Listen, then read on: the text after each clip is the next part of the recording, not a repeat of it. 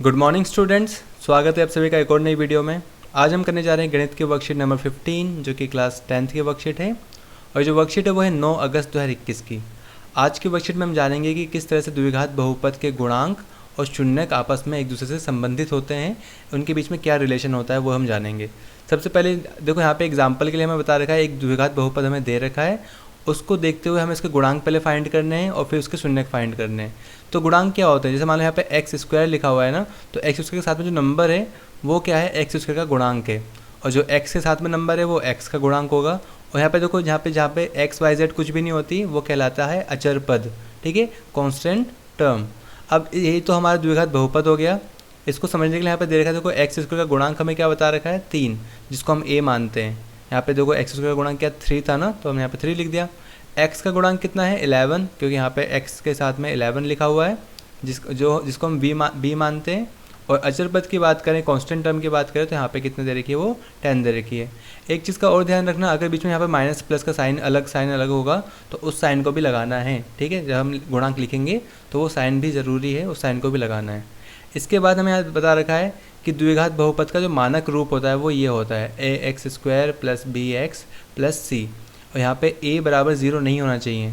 क्यों नहीं होना चाहिए, क्योंकि देखो अगर a 0 हो गया तो ये पूरा का पूरा टर्म 0 हो जाएगा, ये पूरा पद 0 जब हो जाएगा तो कितना बचेगा, सिर्फ बी एक्स प्लस सी, यानी ये द्विघात बहुपद तो बचेगा नहीं, यानी द्विघात नहीं रहेगा।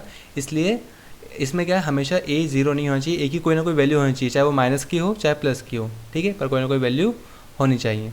आगे बढ़ते हैं, यहाँ पे देखो गुणनखंड निकालने यानी फैक्टर्स निकालने सिखाए हैं। इसी पद का मतलब जो हमें जो बहुपद दे रखा है, इसी बहुपद का गुणनखंड अगर निकालने की बात करें तो जो बीच का टर्म होता है, बीच का पद होता है, उसको मैं तोड़ दिया है 6x प्लस 5x में से, और फिर कॉमन ले लिया यहाँ से, 3x कॉमन आ गया, अंदर कितना बचा x प्लस 2, यहाँ से क्या कॉमन आ गया 5, तो अंदर कितना बचा x प्लस 2।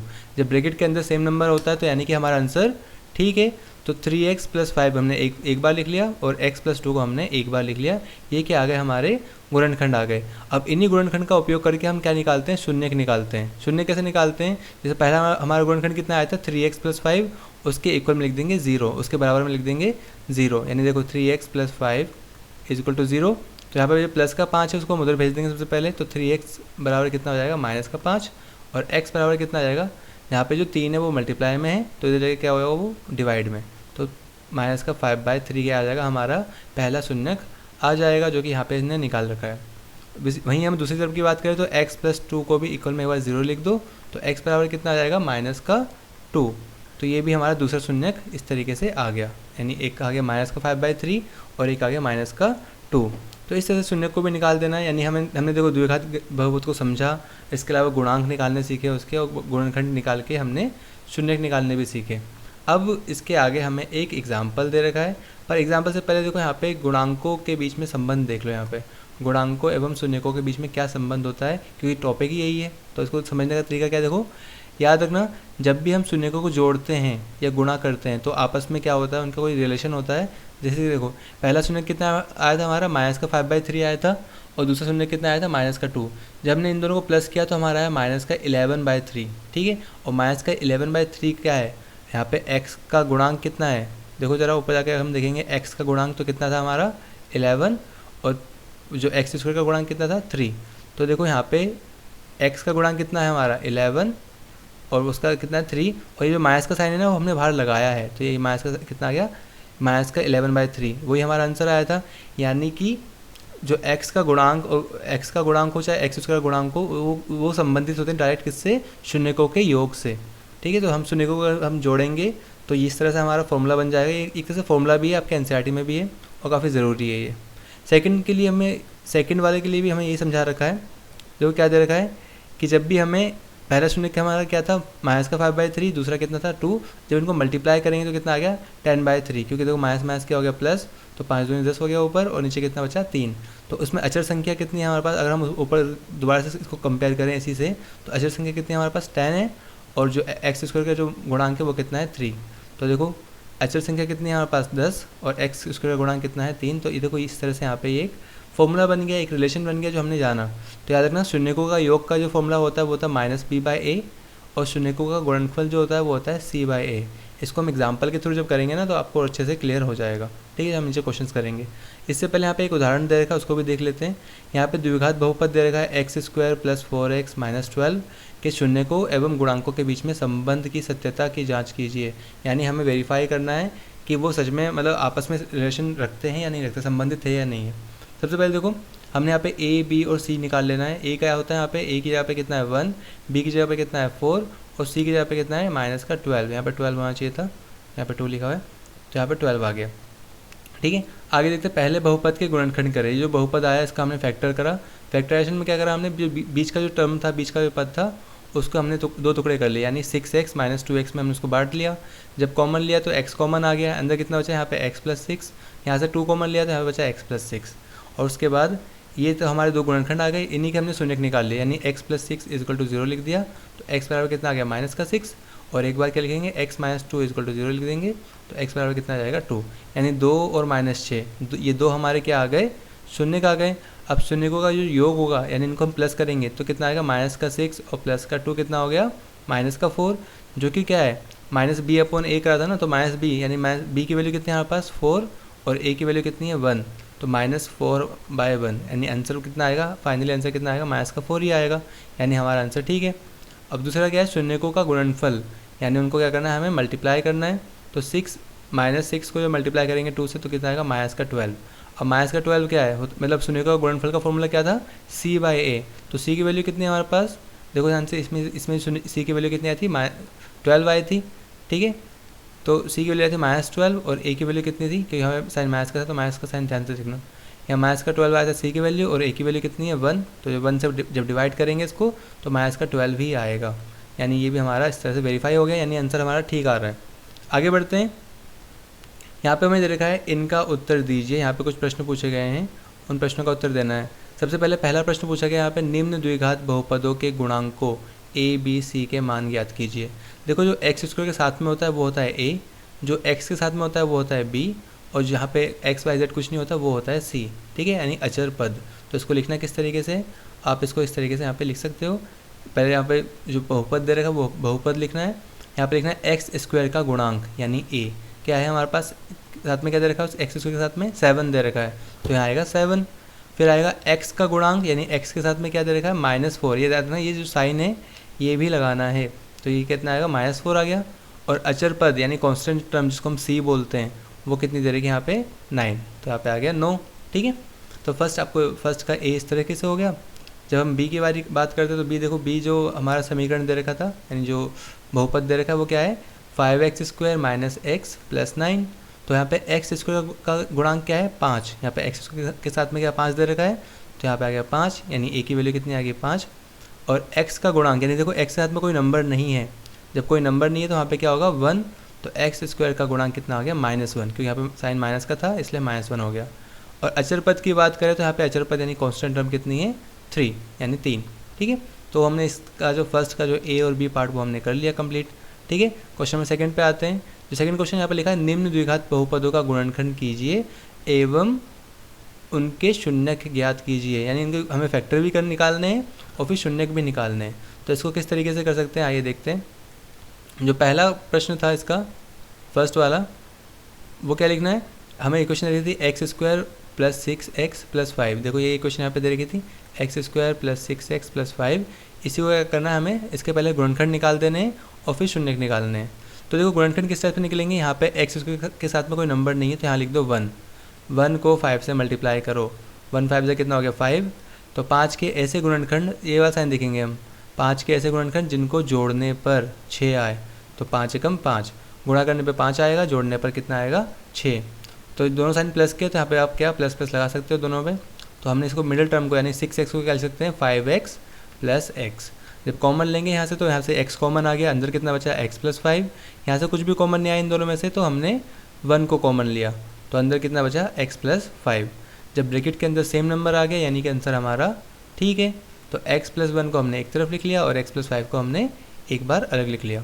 अब उसने कहा था कि इसके शून्यक भी निकालने हैं, ठीक है, इसके जीरोज़ भी फाइंड करने हैं। तो शून्य कैसे निकालेंगे, जो हमारा फैक्टर आया है x + 1 उसके इक्वल में लिख देंगे 0, और फिर जो प्लस का 1 है तो उधर क्या होगा -1 का 1। तो इस तरह से हमने पहला शून्यक निकाल लिया।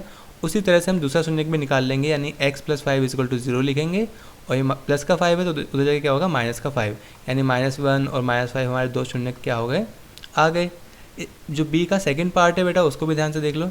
यहाँ से b का जो सेकंड पार्ट था वहाँ पे था देखा था 2x² - 7x + 5। देखो यहाँ पे क्वेश्चन में लिखा भी है 2x² - 7x + 5। इसके भी हमें शून्य फाइंड करने हैं, ठीक है।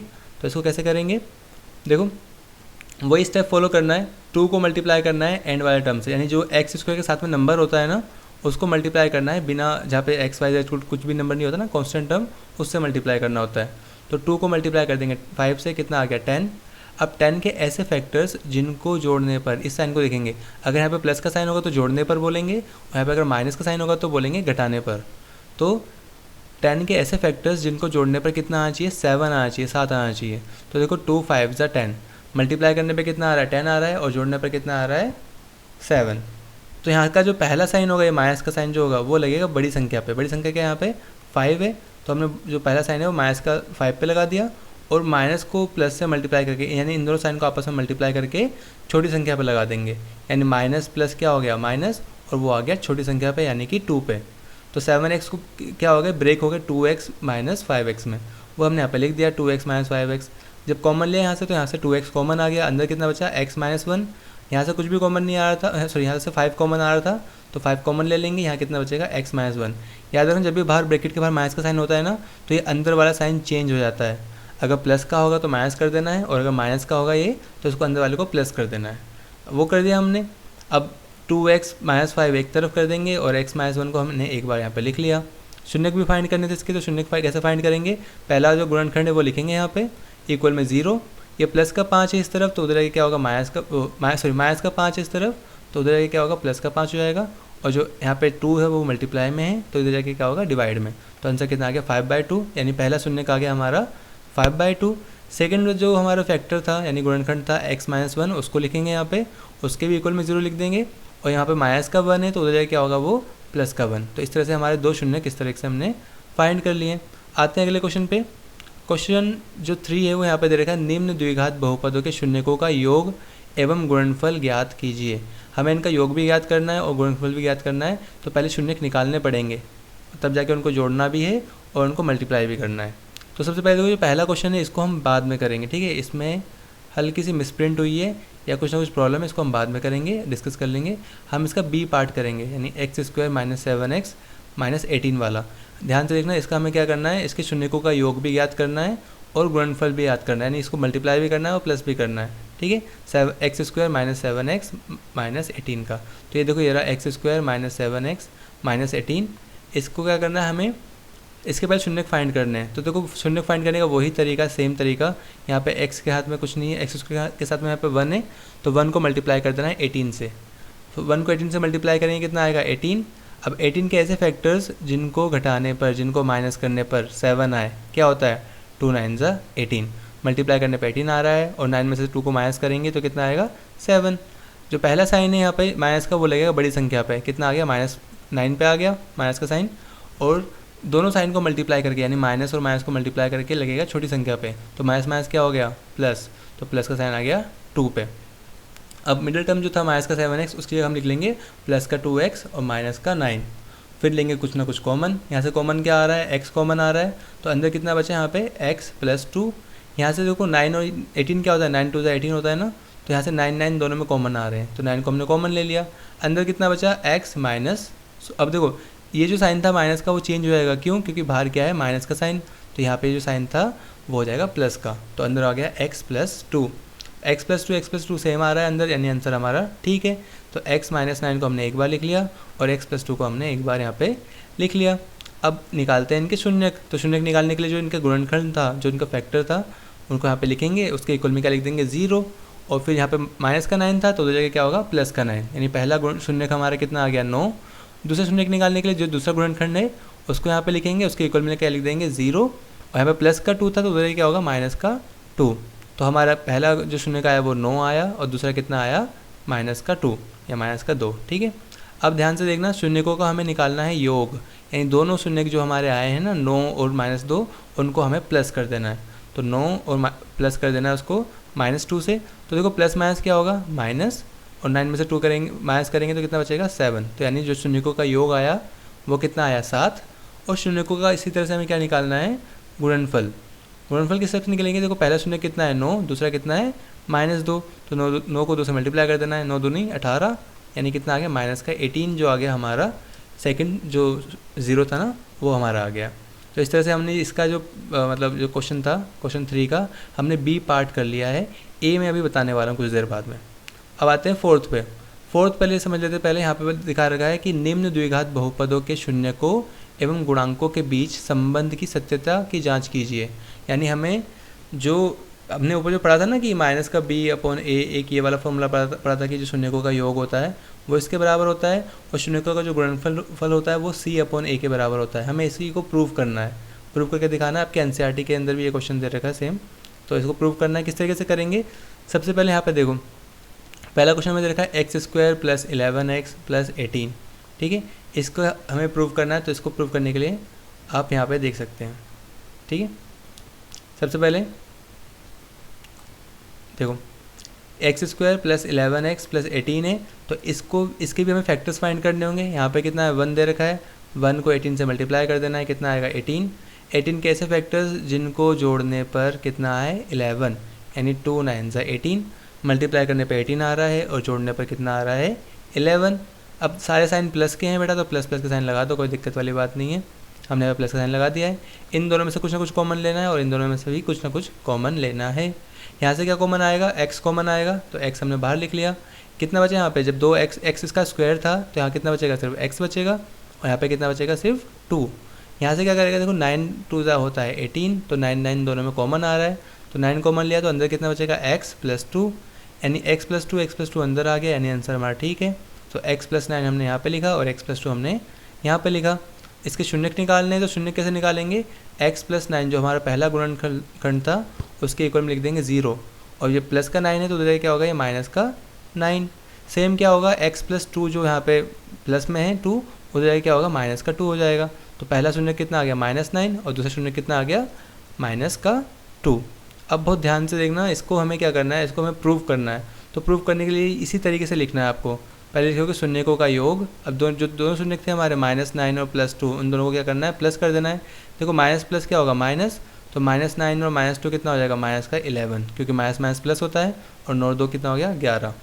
अब ये जो -11 है वो क्या है, -b/a के बराबर है। क्यों, क्योंकि -b, देखो b की वैल्यू कितनी है हमारे पास 11 है और a की वैल्यू कितनी है 1, और -b/a का मतलब क्या है -11/1, यानी डिवाइड होकर कितना आएगा, माइनस का 11 ही आएगा, ठीक है। 1 से डिवाइड करेंगे तो यानी हमारा -11 आंसर आया, यानी हमारा आंसर ठीक है। शून्यकों का गुणनफल की बात करें तो क्या करेंगे, उसको जो हमारा पहला शून्य है वो कितना -9 है और दूसरा कितना है -2, उनको मल्टीप्लाई करेंगे तो कितना होगा, माइनस माइनस क्या हो गया प्लस, और 9 2 कितना हो गया 18, जो कि c/a के बराबर है। देखो अगर इक्वेशन में ध्यान से जो बहुपद को ध्यान से देखोगे तो c की वैल्यू कितनी यहाँ पे 18 है, c की जगह पे हमें यहाँ पे दे रखा है 18, तो यहाँ पे आ गया 18, और a की जगह पे हमें कितना रखा है 1 यहाँ पे, तो यहाँ पे 18/1 जब डिवाइड करेंगे तो कितना आएगा 18 ही आने वाला है हमारा, तो c/a यानी 18 आएगा, तो हमारा आंसर भी 18 आया है। तो यानी कि इस तरह से हमने इसको प्रूव कर दिया। यहाँ पे सामने ये जरूर लिखना है कि माइनस जो b/a का मतलब क्या है, -b/a का मतलब होता है -x का गुणांक अपॉन में क्या होगा x² का गुणांक। सेम c का मान c की वैल्यू क्या होती है, अचर संख्या होती है c, और जो a होता है वो होता है x² का गुणांक, ये ज़रूर लिखना है। इसके बाद आते हैं फोर्थ का ही जो b पार्ट है उसको भी इसी तरीके से करना है, ठीक है। जो देखो फोर्थ का b पार्ट है वो क्या है, 2x² माइनस का 7x प्लस का 6। तो देखो यहाँ पे ये 2x² माइनस का 7x और प्लस का 6 है, इसी को भी फैक्टर्स करना है। देखो 2 को 6 से मल्टीप्लाई कर देना है, 2 6 कितना हो गया, 2 6 हो गया 12, और 12 के ऐसे फैक्टर्स जिनको प्लस करने पे 7 आए, यानी 4 3 12, मल्टीप्लाई करने पे 12 आएगा और जोड़ने पर कितना आएगा 7।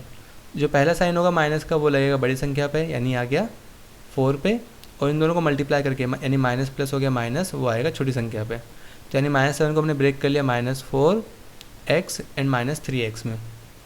यहाँ से कुछ ना कुछ कॉमन आने वाला है। देखो 2x कॉमन आया तो हमने 2x यहाँ पे कॉमन ले लिया, अंदर कितना बचा यहाँ पे x बचा और यहाँ पे कितना बचा 2। सेम इस तरह से हम जब लेंगे इस तरफ तो यहाँ पे देखो 6 क्या होता है, 3 2 6 होता है, तो यहाँ से हमने 3 कॉमन ले लिया, अंदर कितना बचा x -2। सो यहाँ पे 2x -3 हो गया इस तरफ, और इधर कितना हो गया x -2। अब शून्य निकाल देने इनके, तो शून्य कैसे निकलेगा, जो पहला गुणनफल था उसको यहाँ पर लिख देना है 2x - 3 = 0। अब ये जो माइनस का 3 है तो उधर जाके क्या होगा, वो प्लस का 3 हो जाएगा, और यहाँ पे जो 2 मल्टीप्लाई में है तो उधर जाके क्या होगा, डिवाइड में। तो पहला शून्य का जाएगा 3/2। सेम जो दूसरा गुणनखंड दे रखा है हमें x - 2, वो यहाँ पे लिखेंगे, उसके इक्वल में क्या लिखेंगे 0, और ये माइनस का 2 था तो उधर जाके क्या हो जाएगा, ये प्लस का 2। तो इस तरह से हमारे दोनों शून्य का आ गए हैं। अब आगे देखते हैं, हमें निकालना है शून्यकों का योग। तो शून्यकों का योग का मतलब क्या है, दोनों शून्यकों को हमें प्लस कर देना है, यानी 3/2 और 2 को हमने प्लस कर दिया। तो देखो 2 से कितना हो गया 4, और 4 और 3 कितना हो गया 7, ऊपर आ गया 7, नीचे आ गया 2, तो जो कि माइनस का b/a के बराबर है, क्योंकि b की वैल्यू देखो क्या है यहाँ पे ध्यान से, अगर आप इस उसको बहुपद को ध्यान से देखोगे तो b की वैल्यू कितनी है, -7 है, और a की वैल्यू कितनी है 2। पर माइनस का b/a है तो यहाँ पे क्या है, बाहर एक माइनस का साइन भी आएगा, माइनस से माइनस कट जाएगा तो कितना आएगा 7/2, यानी हमारा आंसर भी 7/2 आया है, यानी हमने इसको वेरीफाई कर दिया है। आपको सामने ये जरूर लिखना है कि -x का गुणांक अपन में x² का गुणांक। फिर नीचे लिखेंगे शून्यकों का गुणनफल। अब शून्यकों का गुणनफल निकालने के लिए दोनों को मल्टीप्लाई कर देना है, यानी 3/2 को मल्टीप्लाई करेंगे 2 से, ये 2 से 2 कट जाएगा, बचेगा कितना सिर्फ 3, यानी वो क्या है c/a है। ठीक है, क्योंकि c की वैल्यू कितनी है हमारे पास, c की वैल्यू है हमारे पास 6, यहाँ पे देखो c की वैल्यू कितनी है 6 और a की वैल्यू है 2। तो c/a अगर हम करेंगे यानी 6/2 करेंगे तो कट के कितना आएगा 3 आएगा, और हमारा आंसर भी कितना आया है 3 आया है। तो यहाँ पे ये आगे ये भी लिख देना कि अचर संख्या और x² का गुणांक ये भी लिखना है। ठीक है, तो इस तरह से हमने इसको कर लिया कंप्लीट। आगे देखते हैं, आगे हमारा ये बचा है क्वेश्चन 3 का फर्स्ट पार्ट, जो मैंने बताया था कि बाद में कराऊंगा। देखो इसमें दिक्कत क्या आ रही है, इसमें दिक्कत ये है कि लिखा है 6x² - 5x प्लस का 6। अब देखो सॉल्व तो ये भी हो जाएगा पर काफ़ी कॉम्प्लिकेटेड होगा। यहाँ पे अगर हल्की से मिसप्रिंट हुई है तो साइन की मिसप्रिंट हुई होगी। देखो अगर यहाँ पे 6x² यहाँ पे प्लस का 5x और माइनस का 6 होता तो काफ़ी इजीली सॉल्व हो जाता। ठीक है, जैसे ये वाला सॉल्व हुआ था ना, बाकी जितने भी क्वेश्चन सॉल्व करे हमने सब हमने इसी तरीके से करे हैं। अगर यहाँ पे साइन प्लस का और माइनस का होता तो, पर यहाँ पे है नहीं, यहाँ पे क्या साइन उल्टे दे रखे हैं। या तो ये मिसप्रिंट है या तो उन्होंने जानबूझ के दिया है, आपको टीचर से कंफर्म करनी है। और अगर यहाँ से 6 गायब कर देते, अगर यहाँ पे 6 होता ही नहीं, यहाँ पे होता सिर्फ x² माइनस का 5x और प्लस का 6, यानी साइन सेम रहते और यहाँ से 6 को गायब कर देते वो, तब भी हमारा आंसर आ जाता। ठीक है, तो इसको करने के अब सॉल्व तो करना ही है, तो हम एक काम करते हैं, मैंने करा है, मैंने क्या करा है कि यहाँ पे जो साइन है उन साइन को मैंने स्विच कर दिया है, प्लस वाले को इधर ले आया है और माइनस वाले को इस तरफ कर दिया है। तो देखो उसको आपको इस तरीके से कर देना है, बाकी टीचर जैसे ही बोलेंगे आपको वैसे ही करना है। अगर मान लो साइन अलग अलग होते हैं, साइन अगर स्विच कर दें हम तो उसका आंसर काफ़ी इजीली आ जाएगा। आप टीचर से भी अगर पूछना कि सर अगर साइन चेंज करें तो क्या काम बन सकता है, ठीक है, आप एक बार पूछ सकते हो। बाकी टीचर जैसे ही बताएंगे आपको वैसे ही सॉल्व करना है। देखो जब साइन चेंज कर देंगे तो क्या होगा, इससे क्या होने वाला है, 6 को 6 से मल्टीप्लाई करने के बाद जो फैक्टर्स आएंगे ना वो काफ़ी आसानी से आ जाएंगे। 6 को 6 से मल्टीप्लाई करेंगे कितना आएगा 36 के ऐसे फैक्टर्स जिसको माइनस करने पे कितना आए 5। पहले जो यहाँ पे था साइन क्या था, प्लस का था, तो प्लस करने के बाद 5 तो आ नहीं सकता 36 के फैक्टर्स। ठीक है, इसलिए वो डिफ़िकल्ट हो जाता। यानी यहाँ पे अगर जब माइनस का साइन होगा तो हम आराम से कर सकते हैं। फिर क्या हुआ, 36 के फैक्टर्स जिसको माइनस करने पे कितना आए 5 आए, 9 4 ज़ा 36। ठीक है, मल्टीप्लाई करने पे कितना आ रहा है 36 आ रहा है, और माइनस करने पे कितना आ रहा है 5। जो पहला साइन होगा यहाँ पे प्लस वाला वो आएगा बड़ी संख्या पे यानी 9 पे, और दोनों को मल्टीप्लाई करके आएगा छोटी संख्या पे यानी कि 4 पे। यानी माइनस प्लस का साइन आ गया 9 पे और माइनस का साइन आ गया 4 पे, वो हमने यहाँ पे लिख दिया। फिर यहाँ से इन दोनों में से कुछ ना कुछ कॉमन लेंगे, यहाँ से 3x कॉमन आया था तो 3x कॉमन ले लिया। अंदर कितना बचा यहाँ पे 2x और प्लस 3। यहाँ से कितना कॉमन लेंगे हम 2 कॉमन लेंगे, तो 2 कॉमन लेने के बाद यहाँ बचा 2x प्लस 3। अब अब ब्रैकेट के अंदर सेम नंबर आ गया ना, यानी कि आंसर हमारा ठीक है। तो 3x माइनस 2 को एक साथ लिख लेंगे, और जो 2x प्लस 3 है उसको हमने एक बार यहाँ पे लिख लिया। जब शून्य निकालने की बारी आएगी तो वही पहला गुणनखंड जो है वो लिखेंगे, उसके इक्वल में लिख देंगे 0। ये माइनस का साइन था, माइनस का 2 था तो उधर क्या होगा प्लस का 2, और ये 3 यहाँ पर मल्टीप्लाई में था तो इधर क्या होगा डिवाइड में, तो 2/3 आ गया पहला शून्य। दूसरा शून्य निकालने के लिए हमें दूसरी इक्वेशन जो दूसरा गुणनफल था उसको लिख लेना है। सो 2x प्लस 3 को हमने यहाँ पे लिख दिया इक्वल में 0। अब ये जो प्लस का 3 है तो उधर क्या होगा माइनस का 3, और x का जो मान आएगा वो कितना आएगा, यहाँ पे 2 मल्टीप्लाई में था तो इधर जाके क्या होगा डिवाइड में, तो माइनस का 3/2 हमारा आंसर आ गया। अब देखो क्योंकि थर्ड क्वेश्चन में शून्यकों का योग और शून्यकों का गुणनफल दोनों ज्ञात करना था, तो वो भी हमें यहाँ पे करना है। शून्यकों का योग की बात करें तो दोनों शून्य जो थे उनको जोड़ देना है। प्लस माइनस क्या होगा, यहाँ पे माइनस हो जाएगा। 3 और 2 का जब एलसीएम लेंगे तो कितना आएगा 6, ऊपर यहाँ पे हमने 2 का 2 लिख दिया। अब 2 के टेबल में 6 कितनी बार में आता है, देखो सॉरी 3 के टेबल में 6 आता है 2 बार में, तो उसको 2 से मल्टीप्लाई कर दिया। सेम यहाँ पे 3 लिखेंगे और 2 के टेबल में 6 आता है 3 बार में, तो 3 से मल्टीप्लाई कर देंगे। या तो आप क्रॉस मल्टीप्लाई भी कर सकते हो। उसके बाद 2 2 से कितना हो गया 4, 3 3 से कितना हो गया 9, 4 में से 9 को माइनस करेंगे तो कितना आएगा माइनस का 5/6। ठीक है, तो ये हमारा आंसर आ गया। ये आ गया शून्यकों का योग। अब शून्यकों का अगर गुणनफल निकालना होगा तो क्या करेंगे, इन दोनों को मल्टीप्लाई कर देना है। देखो 2/3 को मल्टीप्लाई करेंगे माइनस का 3/2 से, तो 3 से 3 कट गया, 2 से 2 कट गया। ऊपर कितना बचा, यहाँ पे पूरा बचा सिर्फ 1, और साइन यहाँ पे माइनस का था तो यहाँ पे माइनस का 1 आएगा। ठीक है, तो शून्यकों का जो गुणनफल आया वो कितना आया हमारा -1 आया है। ठीक है, इस तरह से हमने सारे क्वेश्चंस कर लिए हैं। एक बात दोबारा से मैं बोल रहा हूँ, जो क्वेश्चन नंबर 3 है, 3 का जो ए पार्ट है वो टीचर से एक बार डिस्कस ज़रूर करना, उनसे पूछना ज़रूर कि सर किस तरीके से ये होने वाला है। ठीक है, क्या मेथड लगेगा इसके अंदर। तो या तो वो यही बोल देंगे साफ साफ से कि साइन की दिक्कत है, या तो कुछ और तरीका बताएंगे, आप वो देख लेना आराम से। ठीक है, तो इस तरह से जो वर्कशीट थी, वर्कशीट नंबर 15 वो कंप्लीट होती है। आई होप आपको सारी चीज़ें समझ में आ चुकी होंगी। फिर भी अगर कोई डाउट हो तो आप कमेंट सेक्शन में मुझसे पूछ सकते हैं।